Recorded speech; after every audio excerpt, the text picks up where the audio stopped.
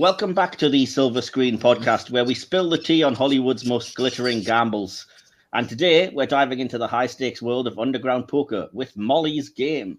It's a movie where Jessica Chastain plays a woman so sharp she could deal cards with a flick of her wit alone. Aaron Sorkin's snappy dialogue keeps the chips clinking, and you'll find yourself all in before you even realize it. But is this a winning hand, or does it fold under the pressure? Let's shuffle through the drama, the scandals, and of course, Idris Elba in a suit, because as most women will tell you, that's a jackpot within itself. Wow. That is. I have done plenty of research for this one, but first let me start out by saying that this was kind of a choice of one of our guests here today, which we'll get into. So let me introduce first of all, the first of our three guests who are going to break this down with me. Please welcome the person who chose this movie, Toby. Welcome. Hi, welcome. Like from Amazon, it appears, because yes, your birds, right? Your birds are quite Always, hyperactive. and now they just decided something happened. They really That's like right. the movie and they want to chip in. In case you aren't aware, we are joined by kind of the Discord crew, three of my very good friends. So as well as Toby, please welcome, as alluded to, Sandy. Welcome back, Sandra. Yay! Thank you. Welcome. And also, hopefully going all in with us, welcome, Adrienne. Hello, everyone. Hello. That's the extent of my poker lingo, so I'll probably just say that about 20 times. I don't know, raise, call, whatever.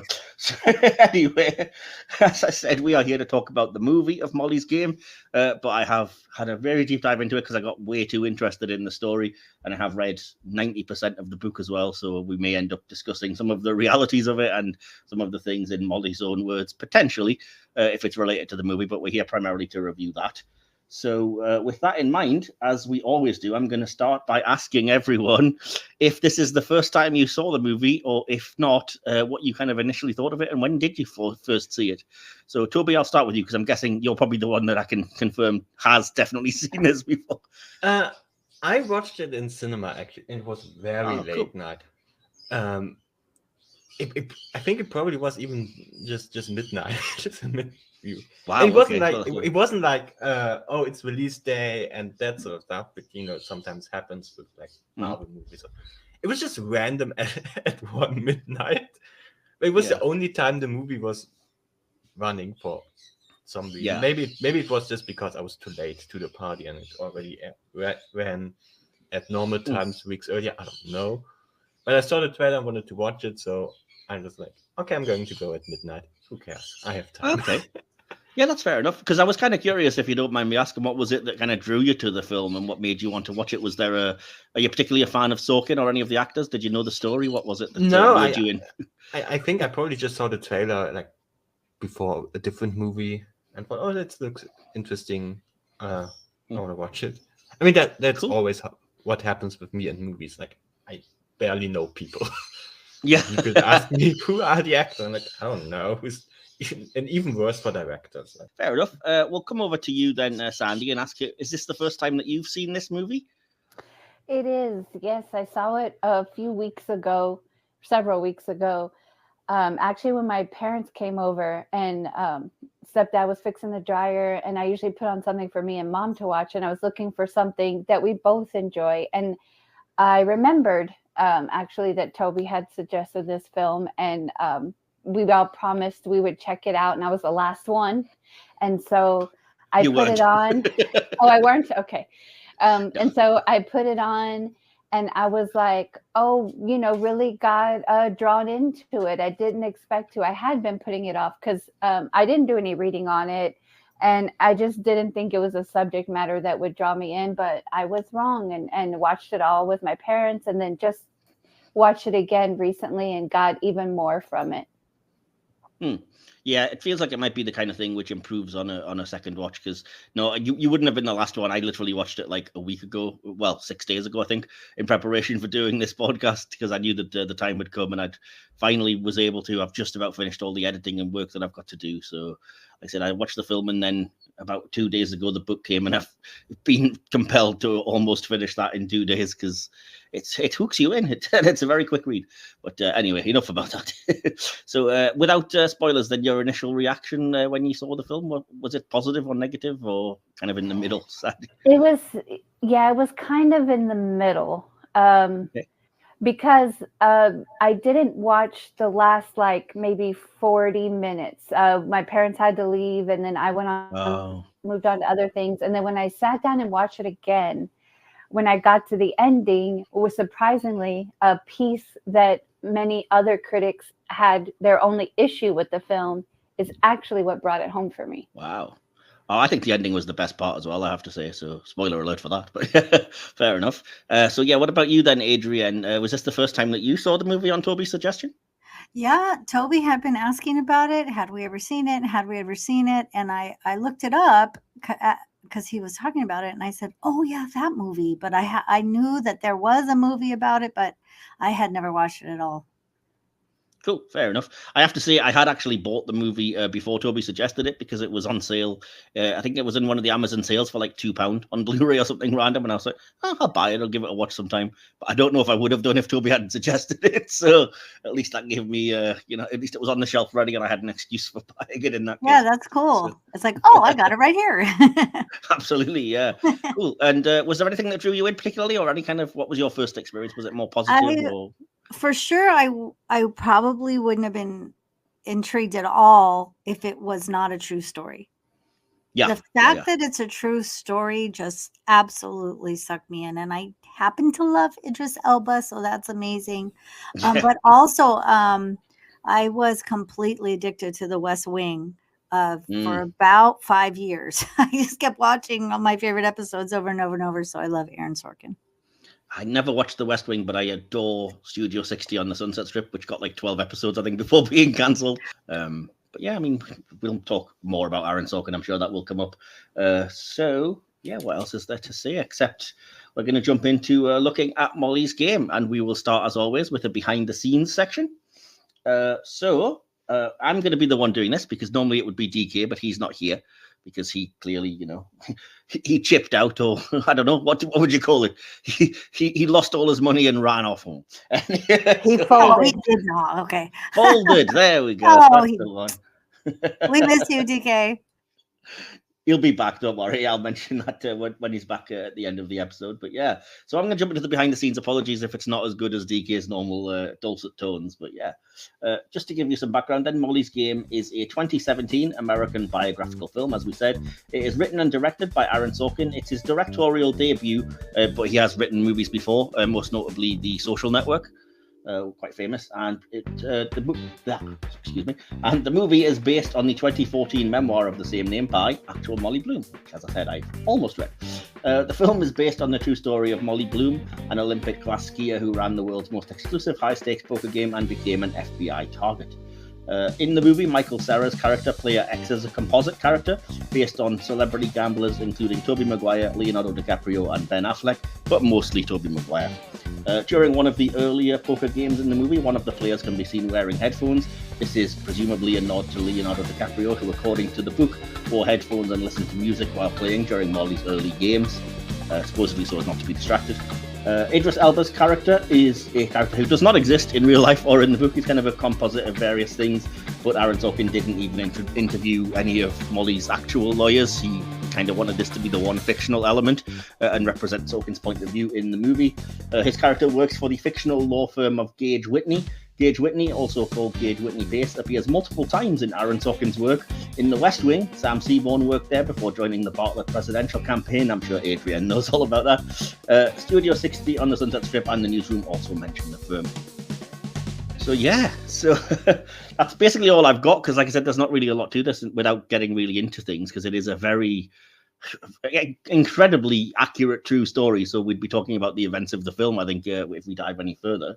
So yeah, with that in mind, I'm going to move straight to the writing and the plot, and then just the general overview of the film, and ask if anybody has any initial thoughts on the whether it be this overall true story or the way the film's written.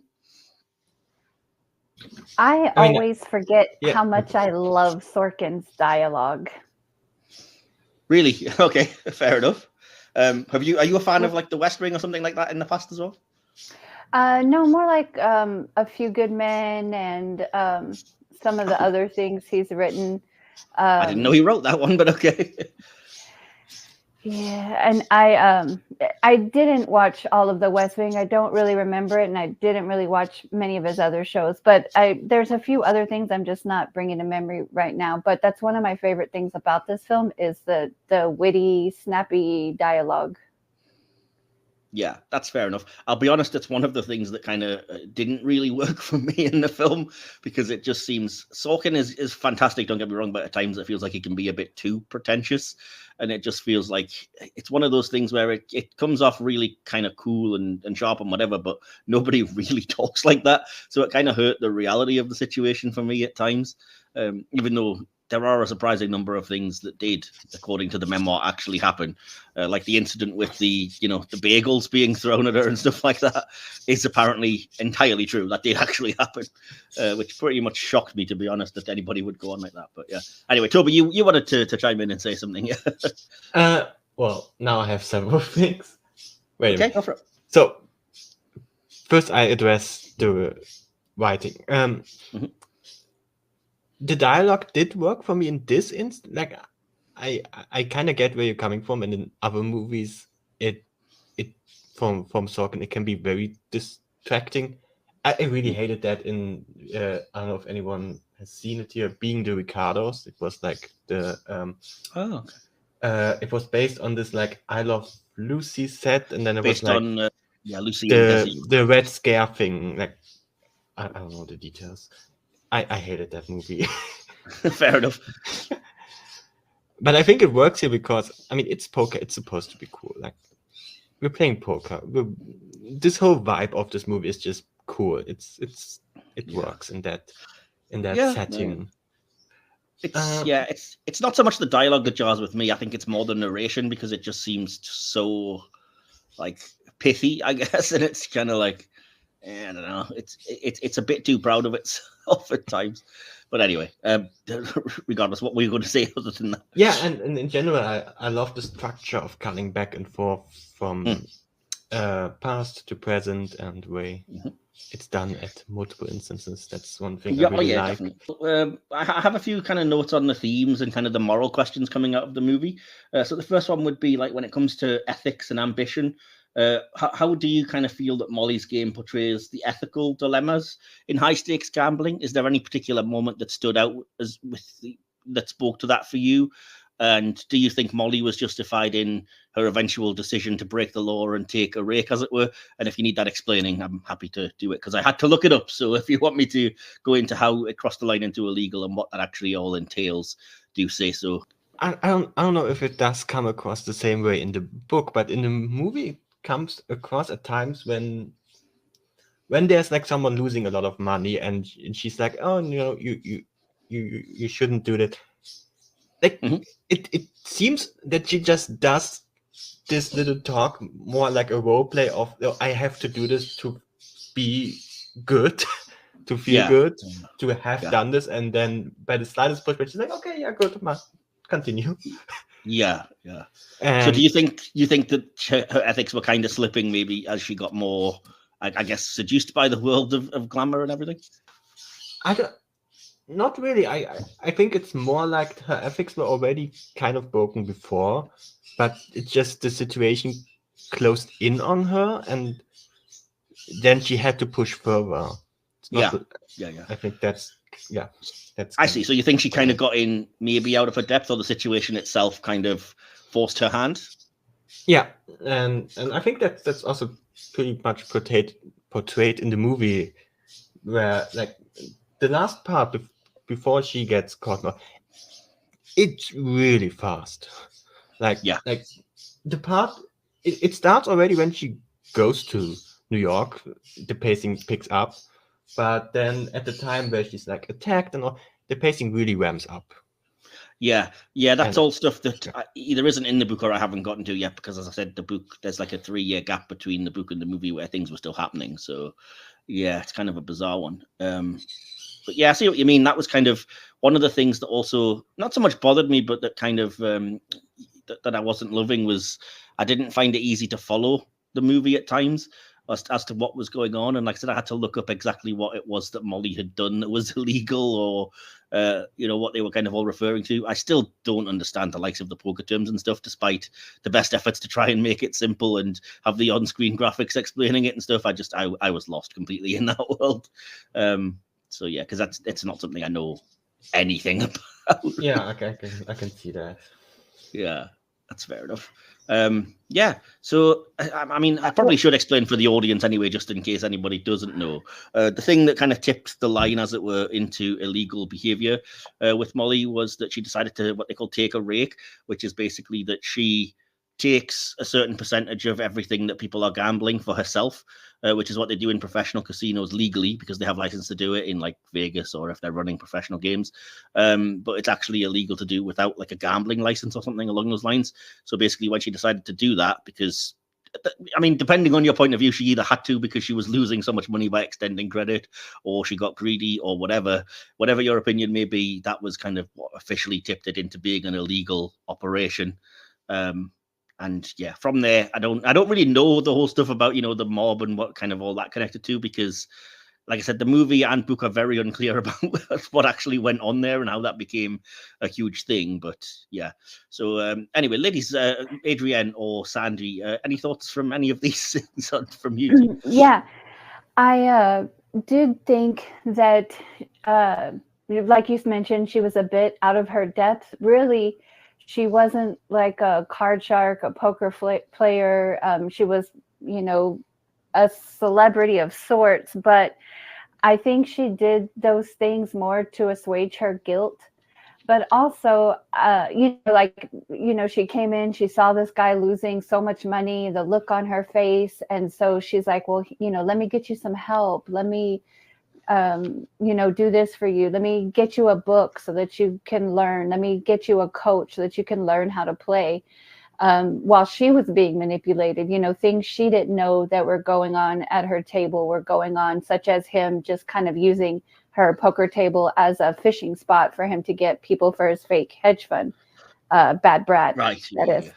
But I think it was done more to assuage her guilt, and there was something as far as her character that she basks in her own moral compass, so to speak. This is based on her memoir, and it's, to a certain extent, it's Aaron Sorkin speaking through her lawyer, like you mentioned, about what a good person she is and how she has these moral standards she's not willing to compromise.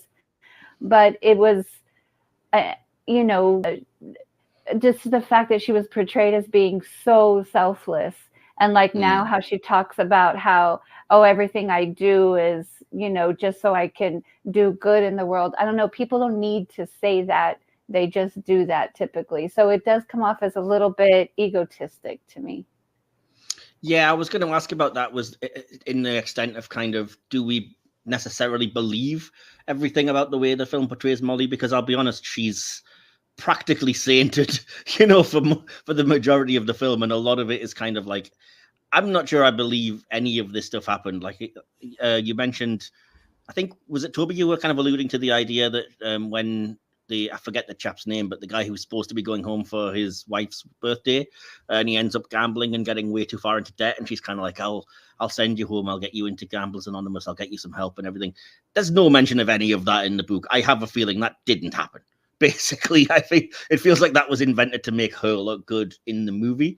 I mean, I could be wrong, and I'm not out here to slander her or anything, but there were countless instances like that, like you said, which was just kind of like, oh, you're so good, oh, you so did the right thing. Although, like you said, at least to its credit, unlike the book, it does actually have her acknowledge that she did use an awful lot of kind of drugs and alcohol and stuff to be able to keep going and stay awake and keep running these games. So. Yeah. And that was an excuse, though, right? Like I just only did these drugs because I needed to stay awake and I needed to alternatively sleep. That's kind of an excuse or justification for it, right? Yeah, I mean, addiction is what it is. Whether it could start that way and then spiral into something else. But it's quite telling that she kind of owns up to her dad in the movie and says, "I'm an alcoholic, I can't drink," which is kind of an interesting admission to make, really, But Yeah, it's quite a funny response when he's like, "It's hot chocolate." You know, how bad was your head injury? Are you seeing cocktail waitresses right now? Are we in a bar? You know, but yeah. Anyway, what about you, Adrian? Any thoughts on any of the kind of the moral or ethical implications involved here? Yeah, this is very moral centric. She came to LA to enter the big show, and the big show got too big. She got over her head, and then she has to try to find a way out, and this is just how the story goes. I mean, I'm sure she probably did have some issues with when she just figured out that these are gambling addicts and I'm making money off it, and I'm sure she cared somewhat about the people, but the lure of it, the money of it, all the bad guys involved. Yeah, I'm just glad she got out with her life, to be honest. Yeah, Especially yeah, after the Russian mafia got involved. I'm never quite sure. It's very unclear which, because it seems like she mentions, I think, being attacked by the Italian mob in the movie, but it's the Russian mob in kind of most stories she tells about it. So I'm not 100% sure what the kind of. Well, we'll just say by heavy-handed people, Yeah. people that use heavy-handed tactics. I'm just glad she made it out. I'm not disputing that it definitely would have happened, and it would have been horrifying. Oh, yeah, we should all be so lucky never to have to go through anything like that. It would be the absolute worst. But yeah, I mean, so back to the original question, though. Like I said, the decision, whether it be spur of the moment or not to take that rake was what pushed it into illegal. But Molly, in interviews and in the book and whatnot, and to an extent in the movie, kind of explains it was a necessary thing because she was extending lines of credit and she was swallowing, or what do you call it? She was eating whole debts of like $250,000 sometimes at a time that people couldn't pay, and she was having to account for. And she had the expense of putting this on and the 24/7 work and everything, so she kind of tries to justify it, I think, a little bit. But do you feel like that was justified, or do you think it really was like you effed up at that point too much? Yeah, just too much, too big. I mean, she's trying to survive, and you just have to make bad choices, I guess. Yeah, she had to take that turn. I don't think she wanted to, but she saw a way out. Yeah. Yeah, she's. Sorry. Oh, sorry. No, go. I just want to say that she just is really. She really wants to hold up her own moral compass because I mean, the movie tells that she could have just hired someone to get the money, but she's like, no, I don't want to do that. Which, they also tell her not to do that, though, in fairness, because that's that famous conversation with her first lawyer, where it's like, you don't want to be hiring muscle to go around, collecting money for you. You don't want to be doing drugs or anything illegal because it's dodgy, Yeah, but in that case, you're just breaking the law or breaking the law. Yeah. What do you want to do? Choose. Yeah. That's the thing. I think it's, you're kind of in a bind. Sorry, Sandy, go for it. I was going to say that it was wrong because it's the law. However, it's one of those things where you're looking at it and you're like, what else could she be expected to do, and in a way justified because of the fact that she wasn't using muscle. And it's just one of those things like, why is that a law? Like, why can't it be just, a limited amount or something like that? It just seems ridiculous. There's a reason why you have to have a license to run a gambling establishment or a game, Why? Whatever the limited amount could be set by law, I think she exceeded it. Unless the law is like crazy.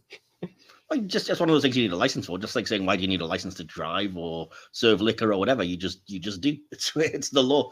But for whatever the reason, and there are times, like I said, there's countless moments I think for me that she could have walked away and was clearly just, like I said, it makes a lot bigger of a deal out of it in the book and out of how, even though it's not technically illegal, this whole thing is a gray area. The movie at least goes into a lot of the kind of, I guess, power dynamics and the power plays that are involved here, particularly when it comes to our infamous player X, Tobey Maguire, very probably.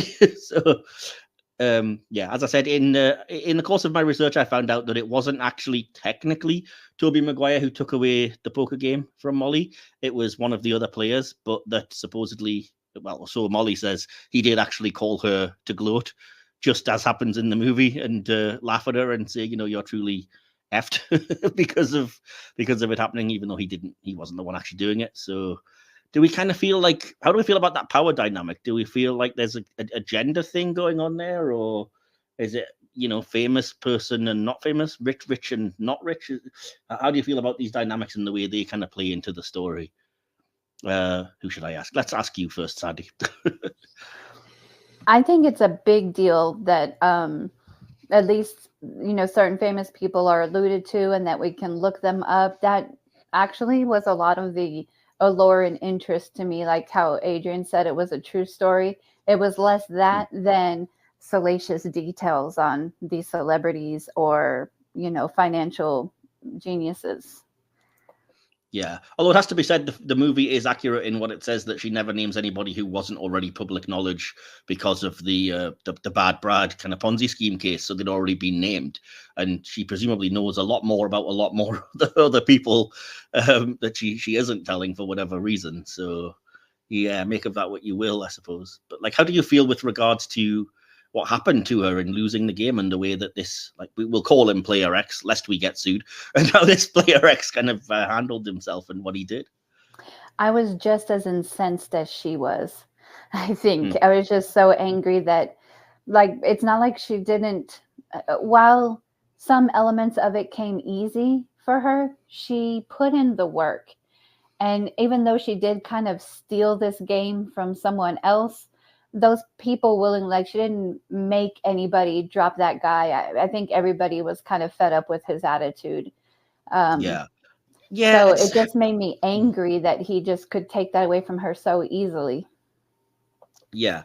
This is where I'm a bit blurry, because like I said, it was a few days ago that I watched the movie and I've just read the book, so I can't remember if it happens in the movie or not. But there's when she's kind of taken the poker game away from the guy who tries to take it from her, who's got different names depending who you ask, and I'm not going to use his real name because it's out there, but this sort of initial boss of hers who's a bit of a jerk, when she does it, he kind of asks to meet her and she's apparently terrified, and then in the end all he says is, "Oh, I'm very proud of you, you're learning, you're coming of age," and whatever else. So it's kind of like she didn't there was no hard feelings there, basically, I should say, and he even kept turning up to the games that she was running and still playing and stuff.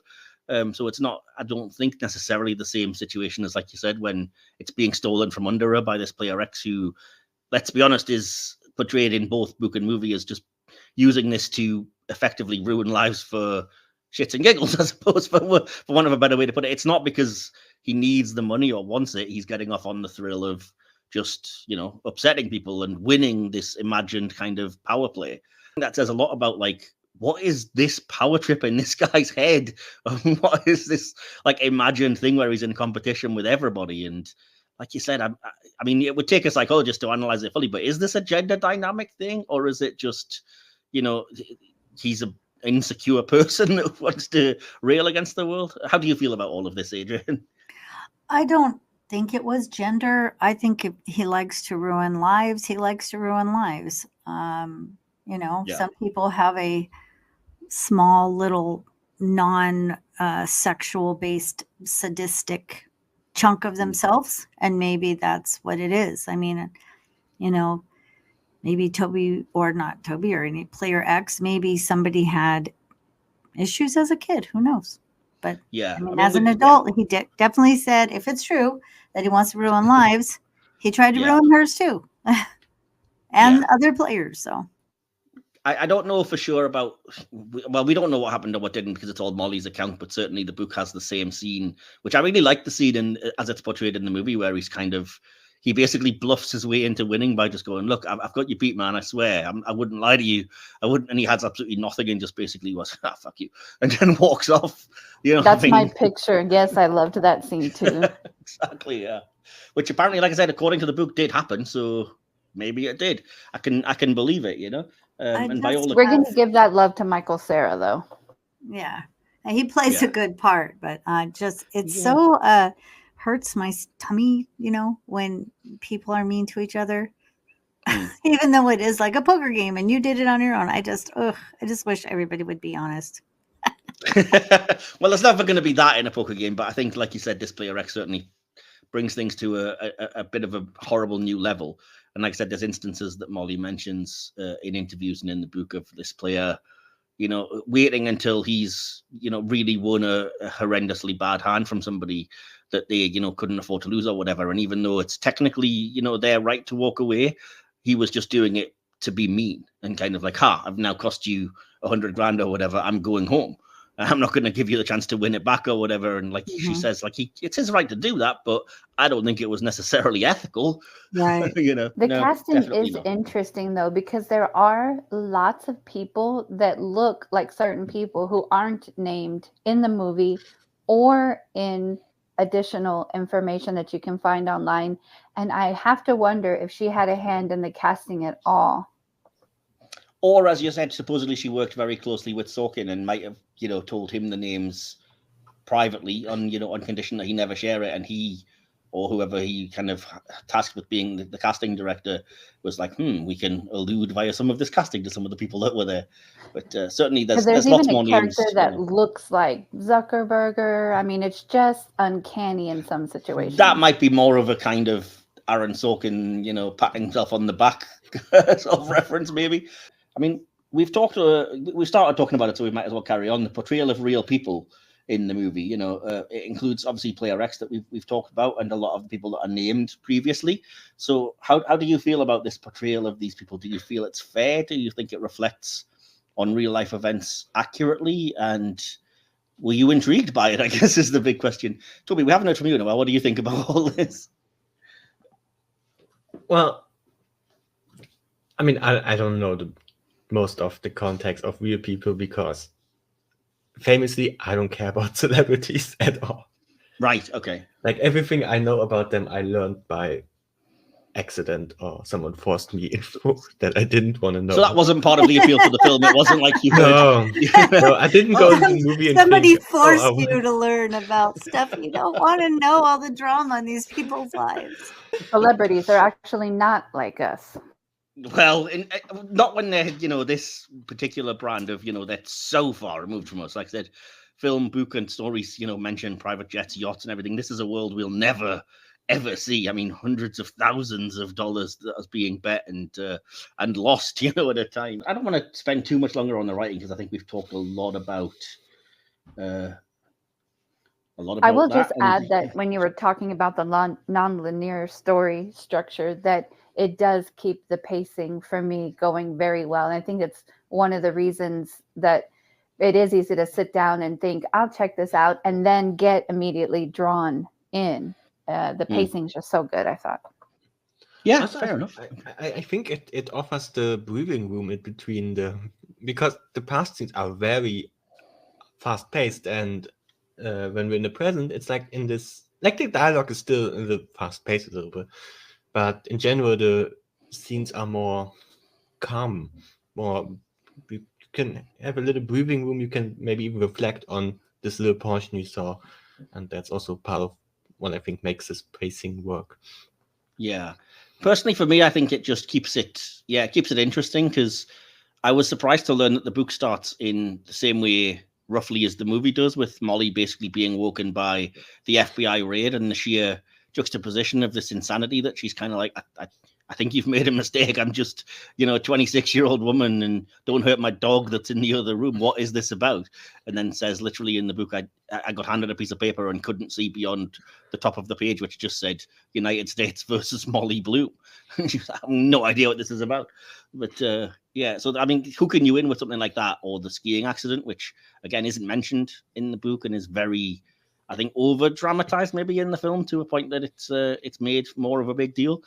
But that's the kind of stuff that keeps you hooked in. And I think it was very smart of Sorkin to make sure that it plays like like episodes of TV almost. Like there's at the end of an act break, there's something to hook you in and keep you, I wonder what happens next. And I think the structure definitely aids you in that. Speaking on the direction. So would you guys agree, or was there something else in the direction that you thought was particularly interesting?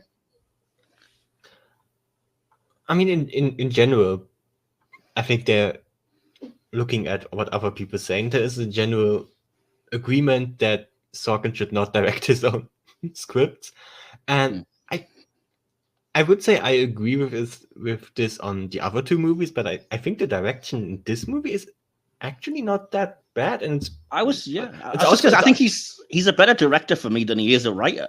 His direction in this I prefer to his writing of it, to be honest. Sorry, go ahead. for this movie. Fair enough. I think the other movies suffer a little bit under his direction. Like, Well, he hasn't directed anything other he- than this, as far as I know, has he? Or has he? No, he has directed Being his Oh, two yeah, yeah. later feature films, Being the Hmm. Ricardos, and before that was The Trials of the Chicago something like that. Ah, Was the I've heard title? good things, but I've never seen that. Yeah, okay. I mean, Trials is solid. Being the Ricardos is not good.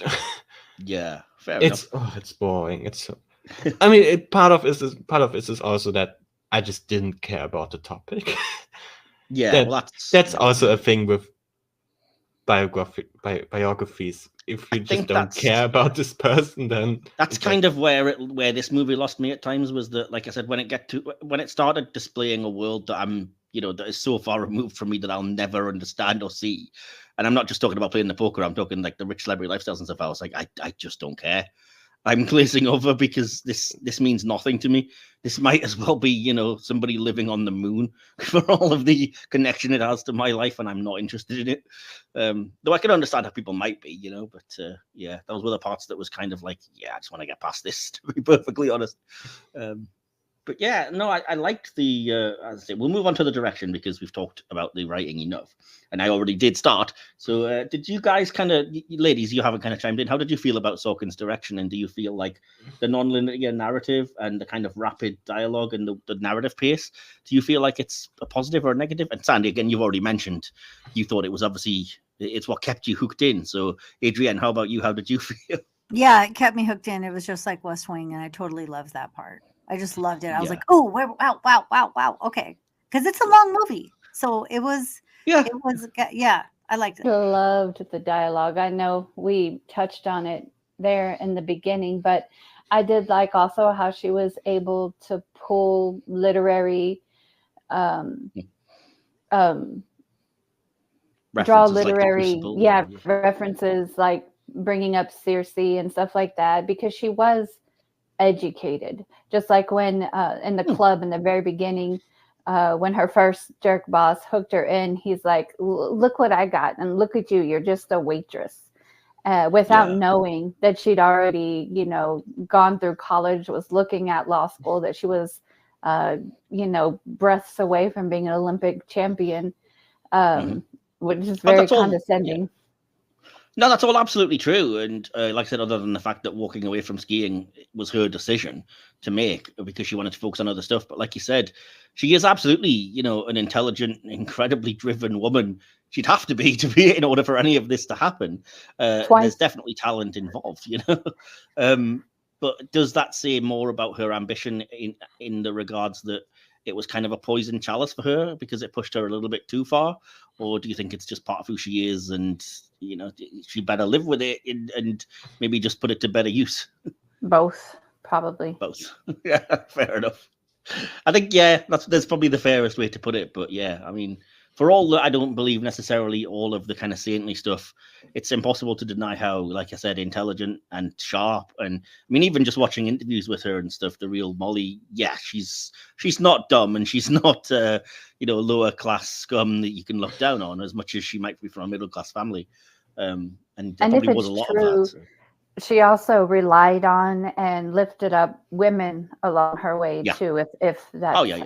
how it did play out. And they in turn looked after her.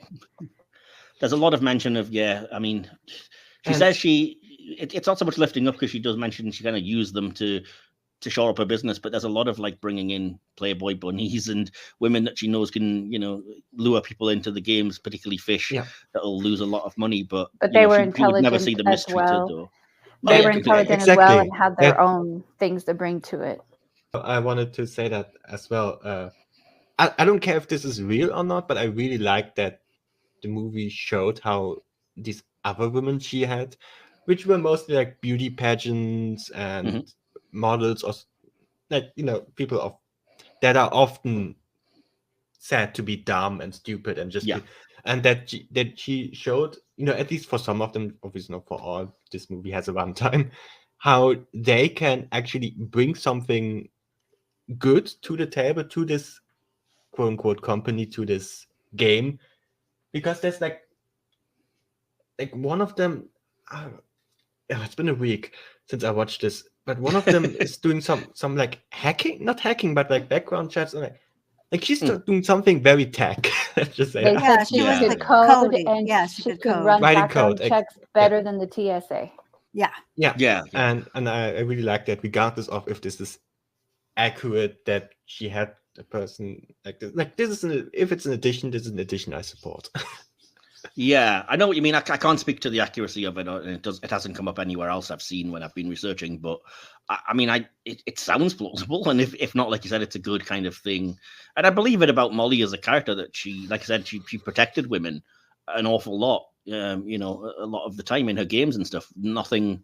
I wouldn't say nothing illegal happened, because there were obviously drugs and shady goings on, but certainly there wasn't any kind of assaults, and there wasn't men being allowed to do whatever they pleased and stuff. There were limitations. But it's interesting, like you said, that kind of speaks to the gender dynamics part of it, of like these women, including Molly, I think, are aware enough of their sexuality to use it without using it in an exploitative way, and without kind of coming across as, I don't know, like lecherous or anything. It's kind of more, this is just another thing that I can use to further things for myself without using it in, you know, a salacious way. You know, they weren't prostituting themselves or anything, but No. they knew, And these you know, they portrayals knew who are they were. important. Yeah, if we're talking about Yeah. the movie and less about Molly, if she did that or not, these portrayals Yeah. are important in movies. Not that it was perfect, but much. Yeah. Becoming seen more and more often these days. It can no longer be called subversive, but it is still somewhat rare.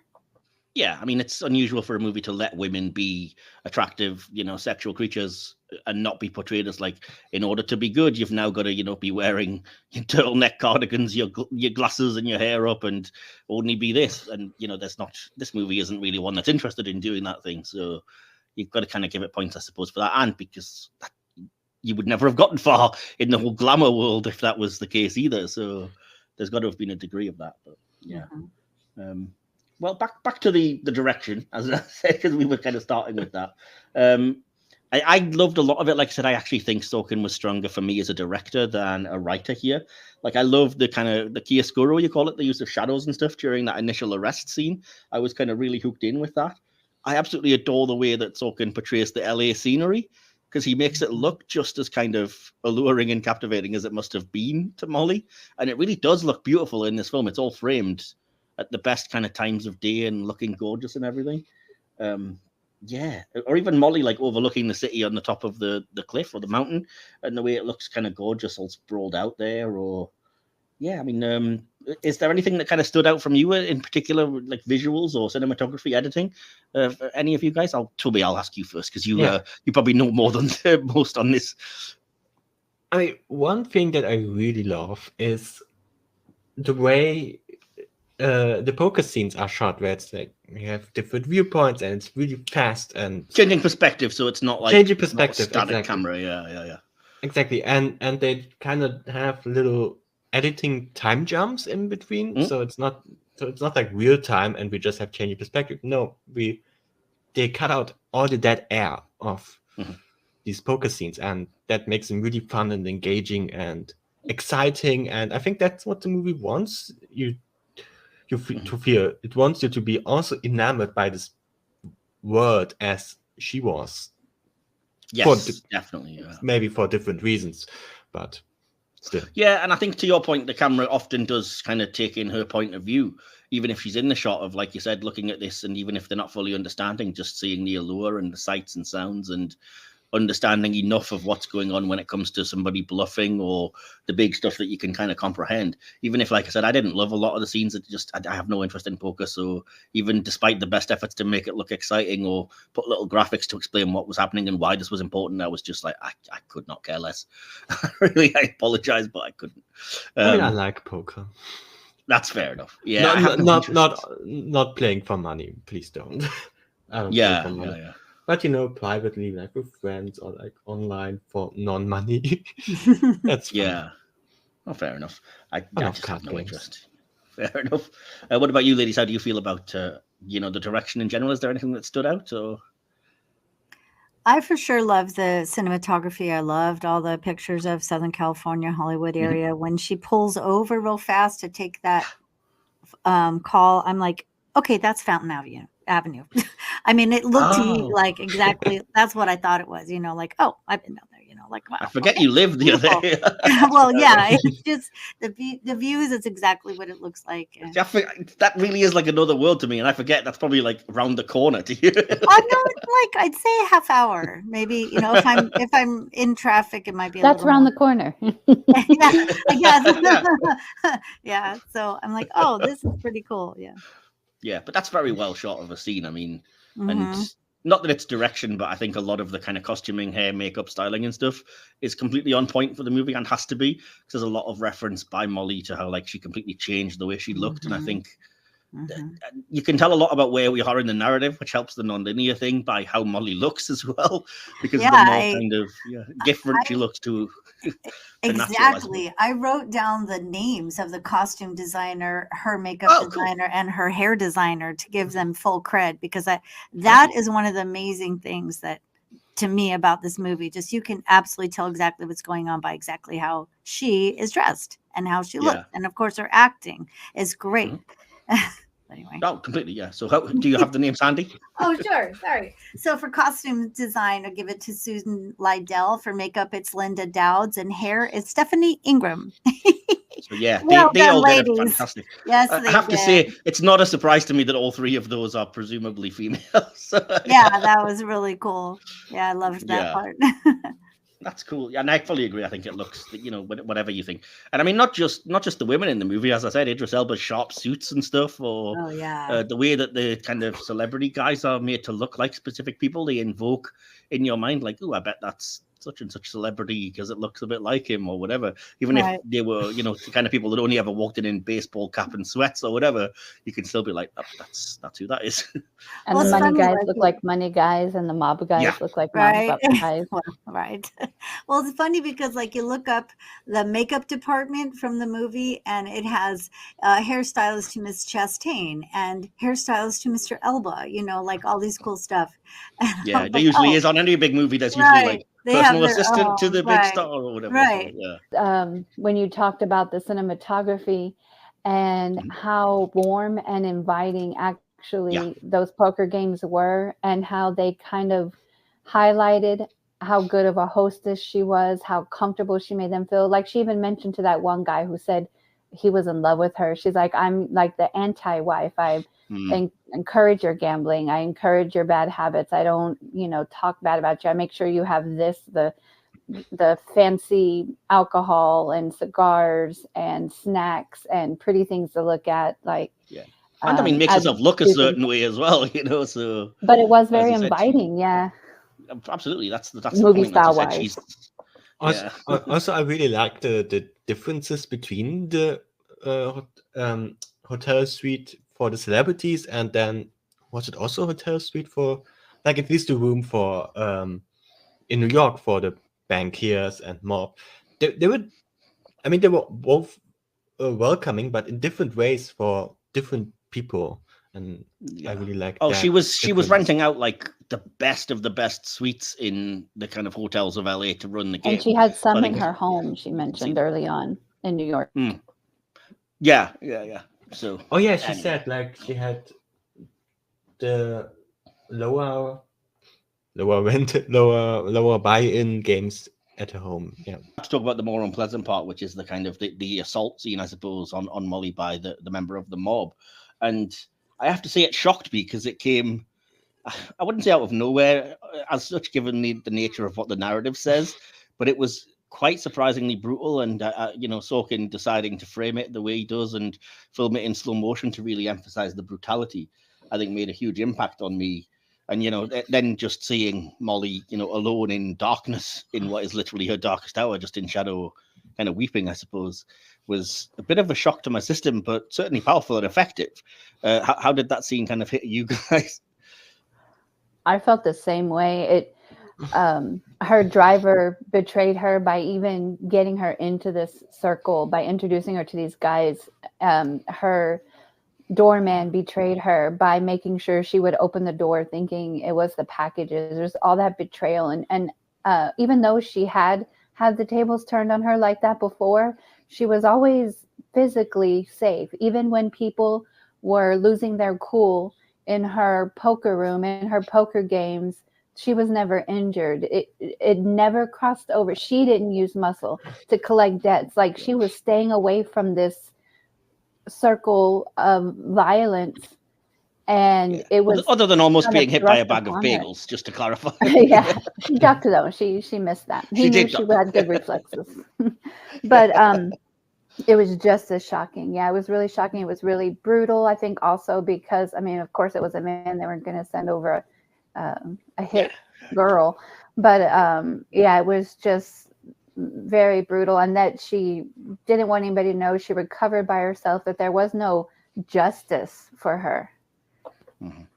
Yeah, although I did kind of like like I said, the strongest parts of the film are towards the end, and I kind of liked it when Jaffe uses that to say, you know, that nobody wants to see the mob brought down more than the people in this room, least of all the only one of us who's got actual, you know, reason to be offended because she was physically assaulted by them, you know. And it's kind of like, yeah, no shit, exactly, come down off your high horse kind of thing. But yeah, so what about you, Toby? Were you affected by that scene? Was it a shock? Yeah, well, I don't think the movie says how much time, because she meets with them guys, and it's pretty clear they want protection money. Like, that's Yeah. So I wasn't surprised that the assault happened, but at least the movie puts that pretty. Not directly after this. I think there's like 1 or 2 scenes between, but like it's very close to it. And the movie doesn't really say a timeline, like how long that took. So it feels very fast. Yeah, I'm not shocked that it happened. I'm more fast. shocked at the way it was portrayed, because it's very rare that you see the kind of cold, brutal reality of it, and it's not something, fingers crossed, that I've ever had to experience. So I'm not like au fait with how, you know, you would be personally assaulted by the mafia in that way, and then have a gun put in your mouth, I guess. But I was just surprised how much of it Sorkin decided to show. Was my point. Not so much, you know, oh, it's a shock that it happened. It was more like, wow, you really are showing every inch of this. And the closeness between these 2 scenes, I think was the shocking part for me, because it's like they moved so fast. Like I just assumed it was close in the timeline, because there were a lot of stuff between these 2 scenes. So that was a shocking part for me, how close they got to her. You know, got to her driver, got to her doorman, and how quickly they could get into her circle to do that to her. I see what you mean. Yeah, like to get access in that fast of a way. Even though it's not shocking that they could do that, we've probably, you know, anybody with any knowledge of the world knows how these things sadly work. But yeah, that's fair enough. Adrienne, do you want to add anything to that? Or I know it's not a very pleasant thing to discuss, but I walked out of the room. Okay, fair enough. I can't blame you, to be honest. It was very intense. So yeah, I think not in a bad way. I don't think it was exploitative, or, you know, it wasn't filmed for cheapness, but it was very brutal, and it brought home the reality of it. Yeah. And it was kind of the beginning of the end. Yeah, of course. It changed the tone big time. Oh, yeah. How do you feel like Chastain, how do you feel her portrayal was? Do you feel like she changed during the course of the film? And do you think she played these kind of defining moments well? Toby, I'm going to ask you. I didn't realize that this way before leading up to this, you sent a bunch of interviews, and I looked up into, and I was like, wow, this is uncanny. The way she can, because Molly Bloom has, in the interviews at least, she has a way of speaking where she's very fast and then slow, and then has certain breaks. And the way I just thought, by just listening to this, how it's exactly the same. In the same parts, she speeds up. her talking. The same part she takes a little break. In the same part she slows down a little. And so you would say you can probably tell that they spent time together, and that Jessica Chastain probably did base at least some of the mannerisms and her acting on the real person, because she could. So yeah, I think they don't look a million miles apart either. Like, Molly is genuinely quite an attractive woman. She could be a movie star, you know. But yeah, and I it read doesn't that look she a million wanted miles from Chastain. Jessica Chastain to play her. I can see why. I mean, she's attractive, but she's also a great actress when she's not doing an X-Men movie. So, ladies, how do you feel about Chastain's performance? Sandy, I'll ask you first. I thought it was really good. Besides acting the parts that needed acting, she was able to look very, pensive. Like, you could see gears were turning in her head when she was thinking. You could tell when she was caught off guard by something, when she felt determined about something, like she was not going to do it, or she was going to do this, when she felt low, when she felt high. I got everything from her performance, and I thought it was really, really stellar. And the other performance that kind of stuck out for me was the gentleman that played Harlan. His name is Bill Camp, Harlan Eustace. Right. When he is having that bad poker night, and he goes from his usual calm self to chain smoking cigarettes, and you could just see the tension and frustration just under the surface. It wasn't even a big performance, but it was a big performance. I thought he was really great too. Yeah, since we're shouting out the sort of quote unquote smaller roles, I have to say I was really impressed with Chris O'Dowd, as well as the guy who's kind of, like you said, was supposedly in love with Molly and mistook her for being Irish because of her, connection to the James Joyce character. Yeah, it's hard to believe that's the same, idiot from the IT crowd who plays that role, but it is. So yeah, and I loved the portrayal of him too, as his opening line always sounds like it's a detective novel, like gut shot that's very in the river. Sorkin. I could have lived without good. that, to be honest. That's very just Aaron Sorkin showing off. Oh, I loved it so much. Just like all these hilarious quote unquote nicknames and stuff that everyone gets, I'm like, all right. There's a certain degree where you're just being pretentious or offensive, and we don't need it. You know what I mean? But anyway, that's not an acting thing, though. That's, like I said, that's an issue I have with Sorkin, I think. But I love Chastain in the movie. I think she's a great actress. Like I said, with one exception, I think she's been great in everything I've seen her in. Shout out to Interstellar in case Will's listening in, because otherwise he'll kill me. So I'll move on to the others later. But how about you, Adrienne? How did you feel about Jessica Chastain in the movie? I don't remember seeing her in anything before, so she really blew me away in this one. I think she stood up really wonderful with all these other actors, and I think that she was great in it. Yeah, I mean, the two kind of main male roles in the film, Idris Elba and Kevin Costner, both fantastic for me. Costner it's a difficult role because I kind of dislike him, but I'm supposed to, and it's a difficult thing to play. Whereas Elba, contrary to that, I think is the strength and the heart, particularly the end of the film. He gets all of the kind of punch the air moments, as I always call them, and like, yeah, exactly. You show them, you say all the right things and stuff. And Elba's just a fantastic actor and gives a great performance. It's undeniable. He's smooth as butter, and so it's hard not to think, yeah, there's a reason this guy's an actor. He's charm personified. But yeah, so how did you feel about this? Sorry. Oh, sorry. I guess I'm taking it. No, go for it. One of my favorite scenes of his is in that very first courtroom scene where he says, I'm just showing up here to get you through this first part. I am not your attorney. And how he keeps swapping seats with the bodyguard, that, he's struggling with, is he going to represent her or not? And keeps asking her questions. You can see him struggling with it before he finally comes to the decision, at the last moment to represent her officially. And I just really liked that scene. That was another one that was a bit too Sorkin for me. It was a bit too staged. Yeah, honestly, I thought it, after a certain amount of switches, I was like, we get it. Yeah. It got really annoying. Yeah, it gets old fast. Well, it helps because even she was like, it takes time. It's stealing my time. Even the character Jessica Chastain was like, really? Like, you're going to switch seats again?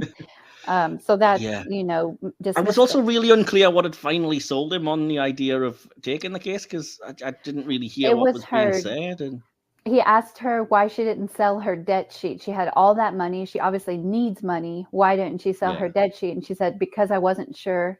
I didn't know how they were going to collect. He was like, I was afraid you were going to say that. So, because she was afraid that these people would be hurt. It wasn't worth it to her. And then that's what changed his mind. That's kind of what when I looked it up, it was like he was basically, he was suckered in. Well, that's okay. He was lured in by her morality and kind of was drawn to that, which again, kind of a little bit, ooh, what a saint you are at times. But when it comes to that character, it's understandable in its way. I think he's allowed to, being the kind of wholly fictional part of the movie. How did you feel about these two actors, Adrienne? Oh, I love them. I kept watching Idris Elba's acting because I didn't know he was in the movie. Honestly, I didn't research it at all. I popped it on and I stood up and I go, oh, what? When and I was so excited. So I was like, hey, Toby, because I had no idea. So it was great. I kept rewinding and stuff. He's just so great. So what about you, Toby? How did you feel about Idris or Kevin Costner? I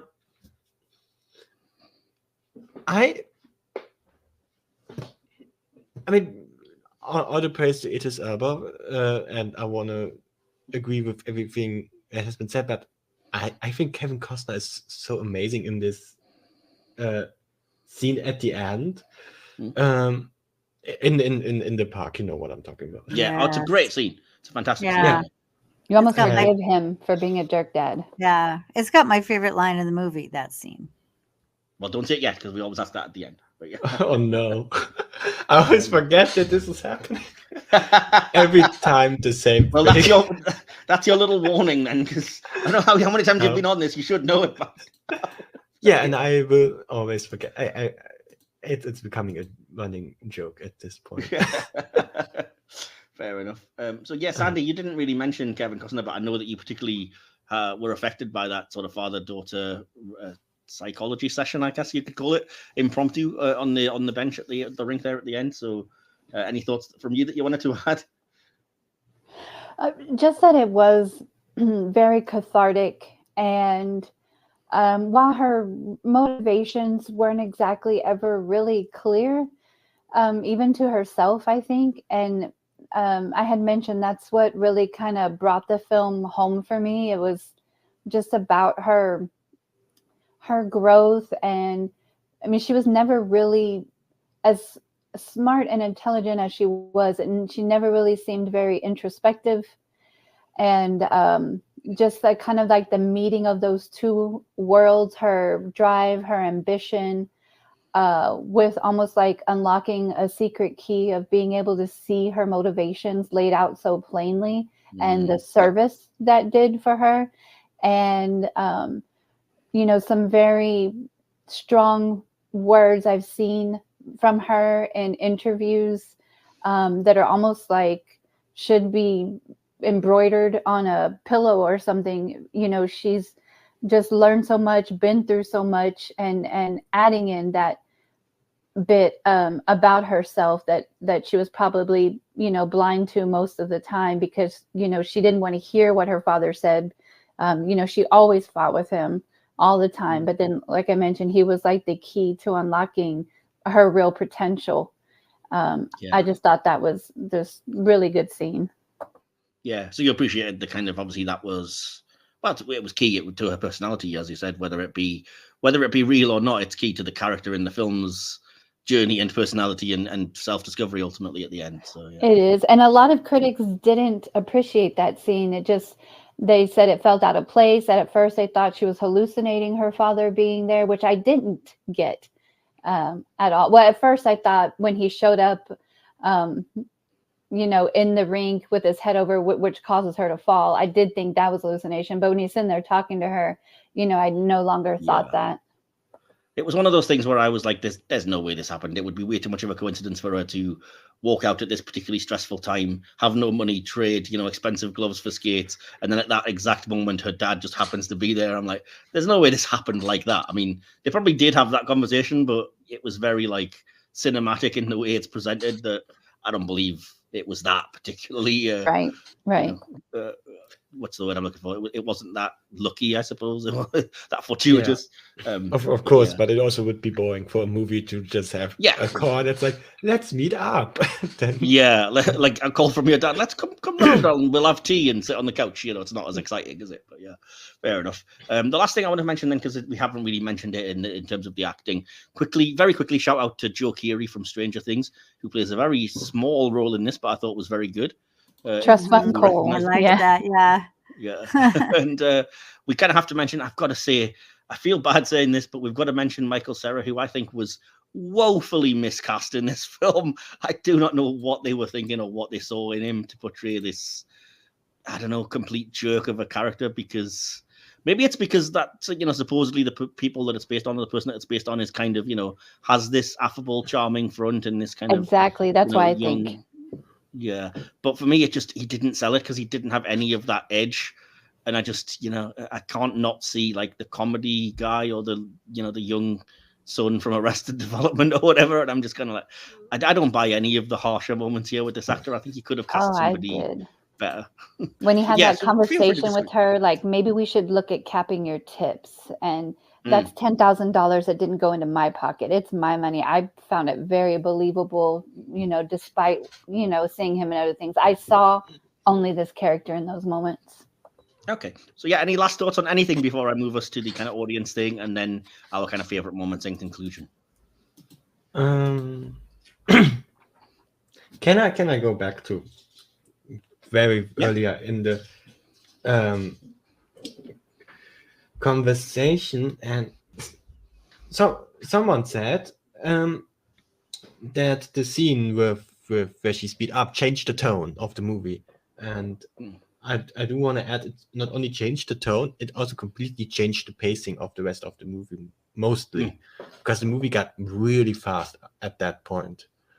Mm-hmm. Especially in the past scenes, it wrapped up very quickly after that, and that kind of shows her spiraling into this. And that was kind of the thing. I think that's kind of when you run out of the material from the novel that they adapted, and it's kind of, they don't have anything to base it on except her actual recollection. So I think that's why it's fast, is that like that's the 3 years between finishing the novel and making the movie where they don't have anything to base it on. So it's kind of like, and then this happened, and this happened, and it kind of, we know from Game of Thrones, when you run out of material in a book to adapt, you don't do well, particularly. So but even in I mean, I guess that's also an accurate reaction of hers, that after that she quickly wrapped everything up, but so does the movie not take time to really show, because there is a way that they could have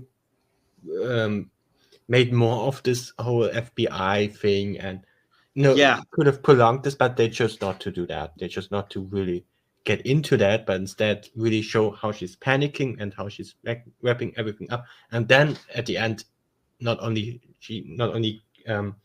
she doesn't even get to stop on her own accord. That not even that works out. And I just feel like how the pacing changed from that moment on to be really wrapping everything up. I see what you mean, and I mean, I wouldn't say so. Your issue is really with the pacing, I think, in that case, because it's not like it's a short movie. I think Adrienne alluded earlier; it's 2 hours and 20 minutes, so it's not like it didn't take its time. But as you said, it's without making a 4-hour movie, you can't then start getting into the those 3 years in depth, as well. Exactly. Unfortunately, but like you said, perhaps it could have condensed some of the earlier things to give us a bit more time with that. And I totally agree with you. I think I still don't understand the whole FBI situation or what was going on there, but I think it really for me it really showed how she's panicking in this situation after she got beat up. She's quickly trying to get out of this. And the pacing of the movie reflects that really quick get out of this. It's also the point where the kind of non-linear narrative catches up, so everything from that point on is linear. If you know what I mean? It's like but that's what I said, that there are still things they could have focused on, like the FBI stuff. They could have focused on that. They could have take 10 more minutes to get into that, but they chose not to because they want to have that effect. Yeah, there's also a degree of like how much are they allowed to if it's an ongoing case. They might not really be able to get into it. But like I said, I True. fully don't understand it, so I kind of wish they could have. But no, I don't. I think to your point though, yes, it does kind of somewhat. I wouldn't say I thought of it as changing the tone, but I think it probably does because, like you said, it brings home that it's not all glamour and Mhm. the allure of the shiny things and everything in this world, and this is the other side of it. That's it's not so pleasant, Right. and she kind of had to learn that the hard way, so which sucks. But yeah, all valid points completely. Anything else anyone wants to add? I know that I didn't ask a couple of you about Michael Cera, so any Well, thoughts on that as well? Yeah, I wasn't a fan of Michael Cera's acting, but I don't think I've really seen him in anything else. So it's not his fault. He had to play a big butthead. Fine, right. So I'm going to move on then. And as I said, this would be the point where we always go to our audience response. I always ask our audience on social media and stuff what they think of the movie. Didn't get a lot of responses, so I'm just going to read them out myself. And apologies again if you're used to hearing DK or somebody else doing this, but we don't have a lot to add. And I did have to kind of peruse a few friends on Letterboxd and a few other reviews to fill this out a little bit, but I have some things here anyway, all the same. So I'm going to jump into our audience response, as I said, and I only have one response from like the traditional social media, and that's from Rick Cowling, who just says, I thought it was quite an engaging film with a few good plot twists as well. I don't know whether Rick knows that it's based on reality or if he thought it was just a plot that was twisting. We'll see. From over on Letterboxd, as I said, from some of my friends, first of all, Michael Stark gives the film 3.5 stars and says, fine, but overlong. I'm still cool with the Sorkin dialogue, but after a while, it just gets tiresome. I hear you, Michael.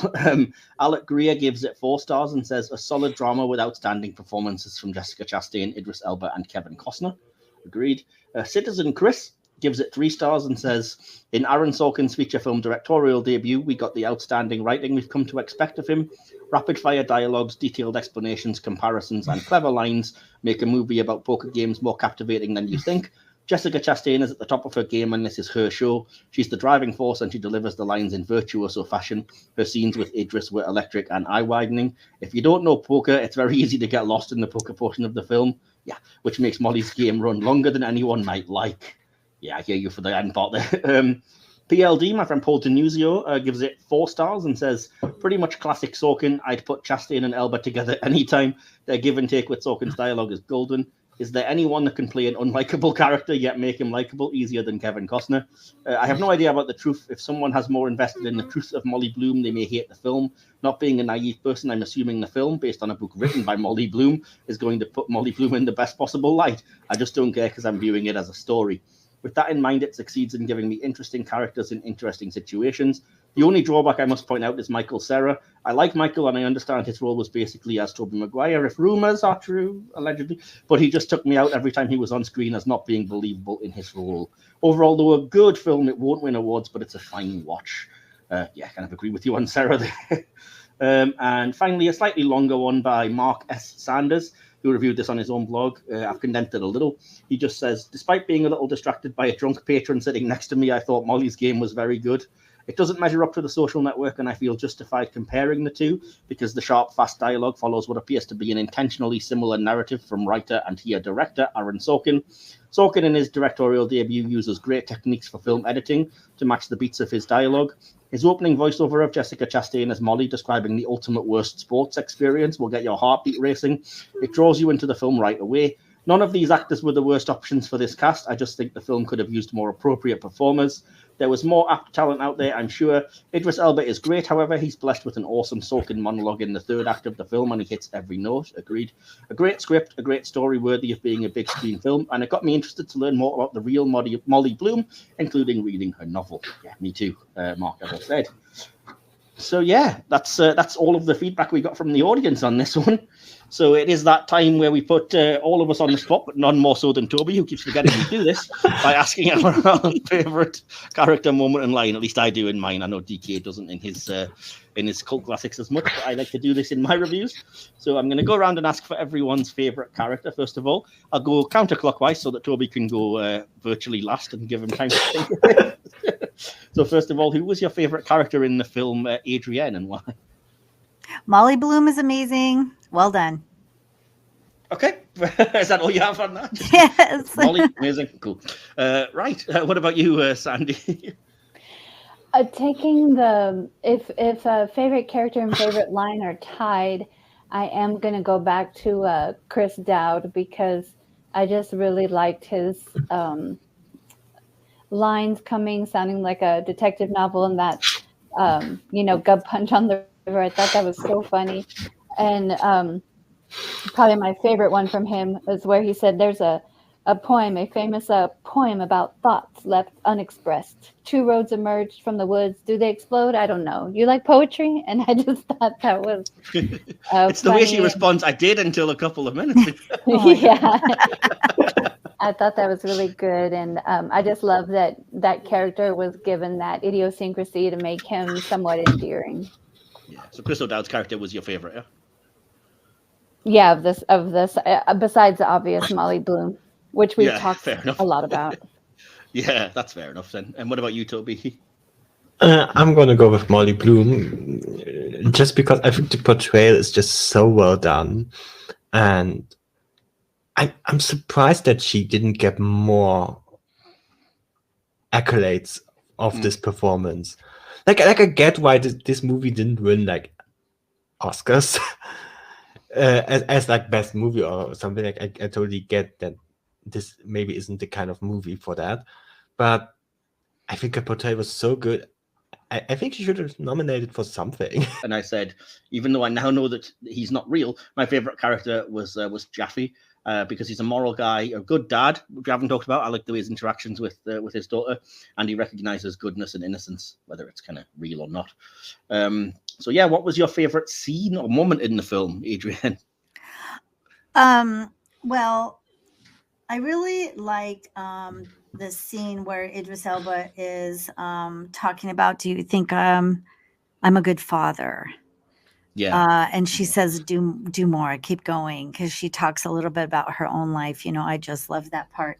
But Yeah. I guess my favorite moment is when Dad says, "I knew you knew."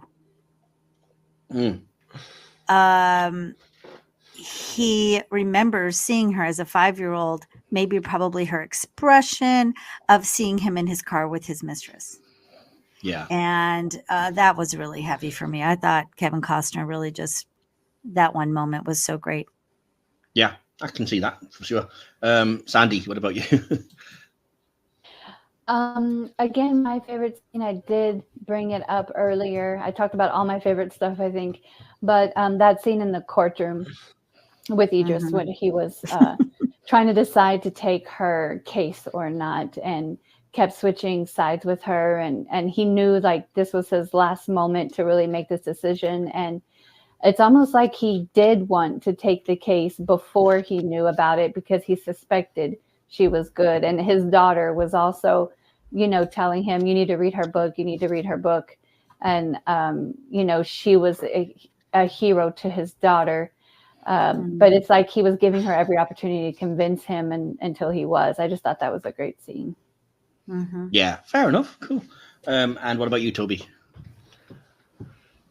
Well, it's difficult for me to put on any. Like, I want to say the ending scene where she meets with her father, but that's going to be my line, so I don't want to be double that.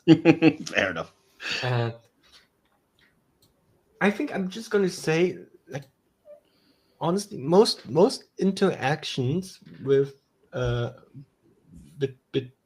between Molly and her lawyer, where we kind of get into why she's acting the way she's acting, and this the scene where she says, "This is my name, this is all I have," and this also the scene where she says, "I don't want to." Different scene where I don't wanted to set a debt sheet because I don't know what happened.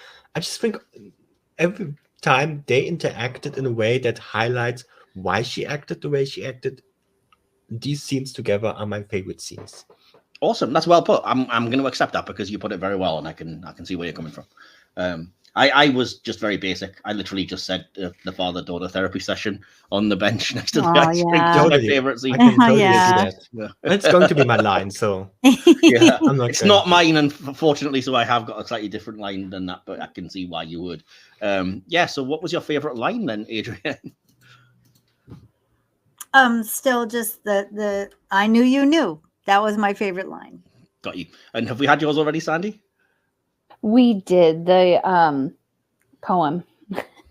Yes, yeah, Oh, fair yeah. enough. Toby, go for it. Yeah, it's my favorite line is not. It's not because the line is that amazing of a line. It's just the way this is portrayed, and my favorite line is basically the whole therapy session. But I really liked in the end when her father is like, they're gonna suffer. And it's like 3 or 4 times he said this and breaks down, and that really got me. Yes. Yeah. Oh, yeah, That yeah. was heavy Yeah, because she probably never how seen him that effective. way before. Yeah. Yeah, Yeah. it's the way that Costner portrays the genuine, like you believe his emotion at finding out that she was assaulted from, her book, and like, why did I have to hear about that? And they're gonna pay for it, and he finally becomes the kind of protective dad that she probably always wished he would be. So yeah, it's very, very effective and emotional. I completely agree with you on that one. But my favorite line is actually from Judge Foxman at the end, and it is, "This courthouse is located within spitting distance of Wall Street. I know this from my personal experience trying to spit at it. The men and women Yeah, who that's work there funny. will commit more serious crimes by lunchtime today than the defendant has committed in this indictment."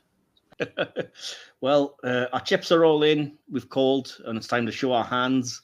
So, with our conclusion and score out of 5 stars, Toby, I'm going to let you finish and go last because you can bring us home since it's your choice of movie. You get the, the joy of finishing, No pressure. so to speak. And Adrienne, I would like you to go first, please, and give your conclusion and score out of 5.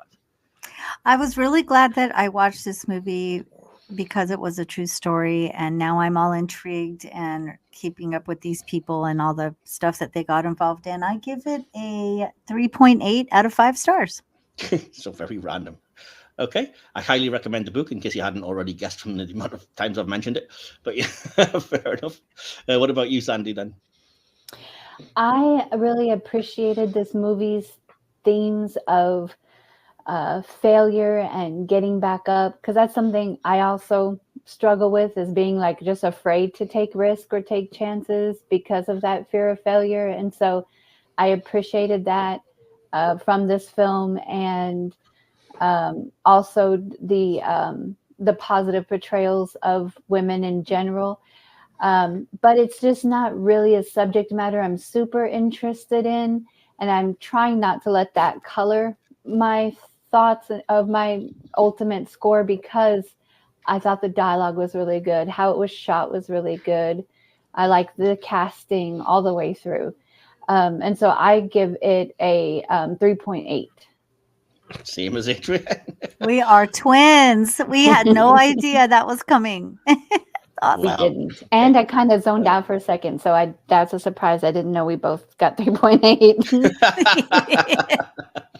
It's good to know you're listening. Anyway, then, so yeah. The trees are pretty.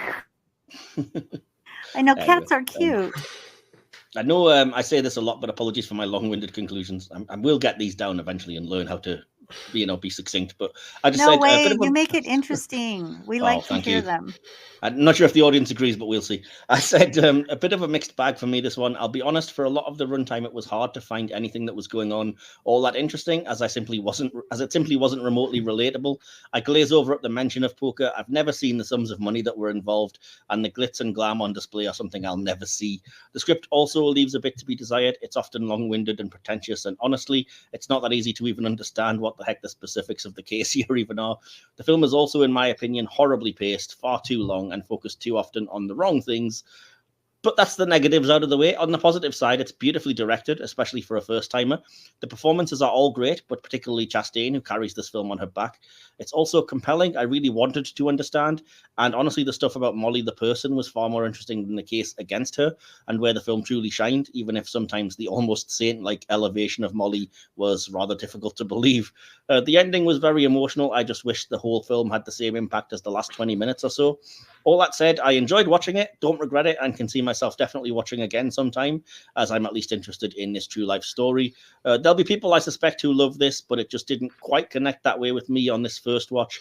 As I said, though, I can definitely see myself watching again and potentially the score going up. But for now, I give it 3.5 out of 5. So, yeah. Hopefully not too disappointing for you, Toby. And because it was your choice, I'm going to let you bring us home with your conclusion and score on this. Well, as anyone knows, I don't buy DVDs or Blu-rays or anything. And I bought this DVD. Cool. And I not only bought this DVD, I bought it like the first time I saw it in the store, I was like, I need to get this movie. I need to buy this. Full price. Yeah, so I think that tells you everything you need to know about my enjoyment of this movie, that it's like one of the like 10 movies I have a DVD of. Wow, okay. Or Blu-ray. I don't want to repeat everything I was said before, and I completely agree. And I don't think I have anything else to add. Well, I disagree with you on that, on the dialogue, but someone else here didn't. So I agree with that person. I forgot who it was. It was me. Again. I wonder though, I do have a question for you. Was Okay. it the filmmaking aspect that drew you to it, or did it speak to you on some level? Like, what really made you love the movie? I think it was really just in a way, the aura of this movie, like the way it just it feels like you are in a high stakes game. It feels very energizing, and I think that's really something I love about this movie. And I also love, obviously, all the deeper stuff in this movie. But I think what really drew me in, at least on first watch, like what was the energy of it. And the more often I watch this movie, and I've watched it like 5 or 6 times, which for me is a lot. The more I can also get into the deeper stuff, into the character. But that's not something I usually get into in the first watch. At least not in a movie that presents itself with so much energy. It's almost like an action movie in a way. Like an action drama in a way. Right. Yeah. It's actiony, definitely. Yeah, there's no direct action except this one beat up scene, but it feels action, and Yeah. that's what I really like. Mm-hmm. My score is everyone knows I am always score inflating everything. I have way too many things that have way too high. It's a 5. Let's just get it over. 5 out of 5 for you. That's nice. But I have so many movies that are 5 out of 5. Aw. I don't know. And talking about the giving high deeper scores. meaning, it was no throwaway that they brought up, the Crucible and Circe and things like that. This is very, very interesting. You're right. There are many layers to the movie. Yeah, that's fair enough. Okay, so yeah, we will add those scores together, divide by the 4 of us here to give us our final overall score, which brings the final score for Molly's game to 4.025 out of 5. We'll just say 4 out of 5, I think, and round that up. So yeah, I think 4 out of 5 is a very good blooming score, frankly, and you can't be too disappointed with that, Toby, I don't think. No disappointment. The inflation worked. So, as the final cards hit the table, Molly's game proves ultimately to be a cinematic ace. Sharp, stylish, and thrilling. Jessica Chastain, we've agreed, dazzles as the queen of the underground poker world, and Aaron Sorkin's dialogue deals out the drama with precision. So whether you're a fan of high-stakes action like Toby or just enjoy a well-crafted character study, we can safely say this film is a sure bet. All that remains then is for me to say thank you so much. I've had a really genuinely good time discussing this movie. I really enjoyed watching it and launching into the true story and delving into the research for this one. So thank you, first of all, Toby, for suggesting it and taking part. No problem. Oh, I was supposed to say Thank something. you, Toby. Yeah, thank you, Toby. I'm glad I watched it. Yeah, I love how much we even talked about this movie before the recording. Like, I Yeah. don't think that ever happened. Aw. Yeah, we've been discussing this on our Discord page even before we recorded. So I was We're all like, interested in the oh, stories. these people are actually enjoying this movie. That's good. Yeah. That's I don't have to fascinating. be in defense mode. Fair enough. So do you have anywhere that you want to shout out where people can find you on the internet, Toby? I mean, as always, my Blue Sky account, because I don't care about Twitter. No, it's not I don't care about Twitter. I just don't post on Twitter anymore because people are just getting nasty at me, and I don't want that. I mean, it's already now no longer in functional in Brazil, so it's only a matter of time before it disappears, I think. Yeah. But we'll see. So my Blue Sky account, it's Dark Sonic on Blue Sky, and I write occasionally, like every couple of days, I write something. No problem. I will always put the kind of things in the description, the links for all of the guests. So thank you again, Sandy, for joining us for this one. Thank you so much. And again, thank you to Toby for bringing this to me. Thank you again, Adrienne, for joining us yet again for another episode. And I'm pleased you had fun. I did. And I've barely started to peep back into Twitter, AL Park Tucker too. But mostly I'm just hanging out on Discord's miscellaneous ones. And this is a fun one. So. Cool. And I will always edit in the little card on screen with all of our details where you can find myself, the podcasts, and if you wanted to reach DK, we'll always forward on the message, although he's not here this week.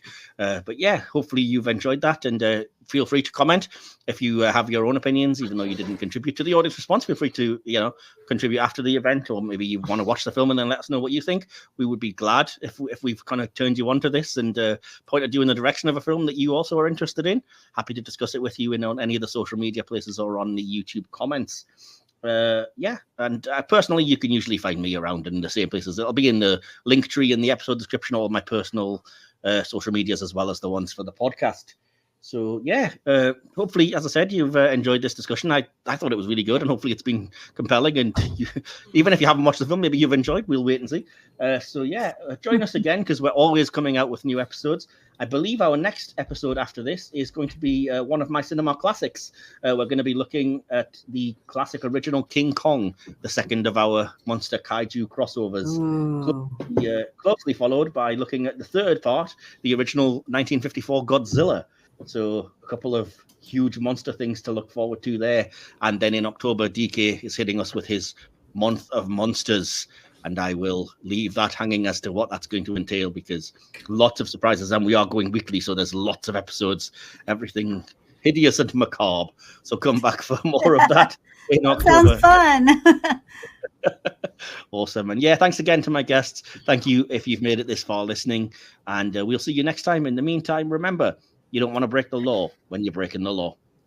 Bye. You've been listening to the Silver Screen Podcast, hosted by Michael Wilson, produced and edited by Mike Wilson. Follow us on social media. Links to all of our social media pages can be found via the Linktree page listed in the episode's description. This podcast is part of the Mike's Podcast Network.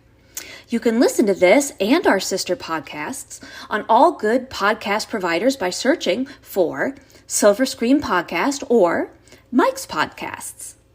Don't forget to like, subscribe, and share far and wide. Thank you for joining us. Come back next time for more movie magic, and hopefully this can be the beginning of a beautiful friendship. Cut!